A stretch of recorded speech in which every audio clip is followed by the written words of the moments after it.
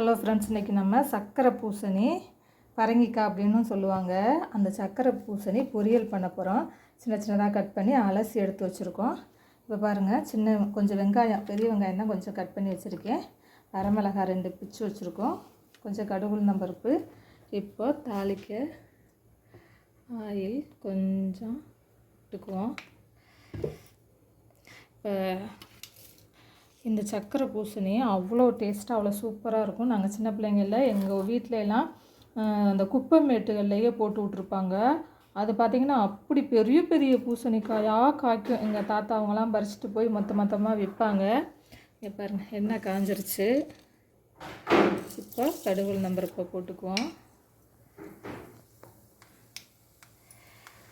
2 வரமிளகாய் அப்படியே பிச்சு போட்டு வெங்காயத்தை போட்டு தாளித்து அப்படியே இந்த பூசணிக்காயை போட்டு அப்படியே வேக விட்டு உப்பு போட்டு சாப்பிட்டு பாருங்கள், செம்ம டேஸ்ட்டாக இருக்கும். அப்படியே சும்மாவே சாப்பிட்ருவோம் நாங்களாம் அள்ளி.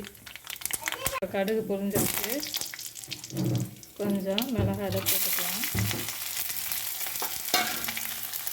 இதை நல்லா வதக்கி விடுவோம். இப்போது நல்லா வெங்காயம் வதங்கிருச்சு. இப்போ நம்ம அலசி எடுத்து வச்சுருக்க இந்த பரங்கிக்காயை இதுக்குள்ள போட்டுக்குவோம்.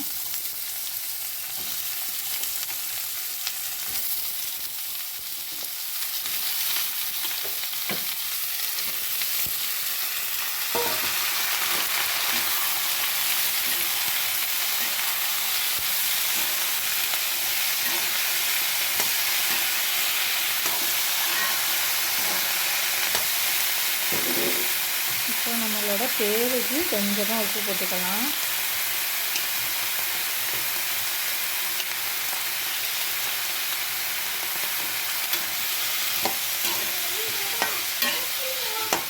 அப்படியே மிதமான தீயில மிதமான அடுப்பில் வேக விட்டு